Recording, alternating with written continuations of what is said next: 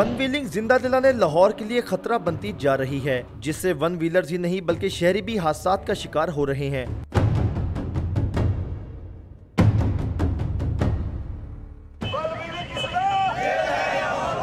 Rickshaw union के अरकान की जानिब से चेरिंग क्रॉस से अनारकली तक ये रैली सड़कों पर इस खौफनाक खेल की रोकथाम के लिए निकाली गई है, जिसमें शुरा ने वाज़े पैगाम दिया कि किसी को अब ये खतरनाक खेल खेलने नहीं दिया जाएगा। लाहौर में जब रिक्शा ड्राइवर रिक्शा चलाते हैं तो इनको बहुत सारी परेशानियों से गुजरना पड़ता है। जब ये वन व्हीलर आते हैं, वन व्हीलिंग करते हैं और हादसा का सबब बनती है ये चीज़ें। हादसा की वजह से ये अपनी जानों से हाथ धो बैठते हैं। हम ये पैगाम देना चाहते हैं कि नौजवान अपनी कीमती जानों को वन व्हीलिंग के जरिए ज़ाया ना करें और वालिदैन को सदमे का शिकार ना करें।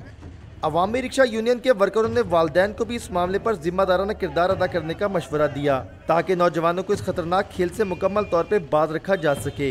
कैमरामैन मोहम्मद इमरान के साथ अब्बास हैदर, डॉन न्यूज़, लाहौर।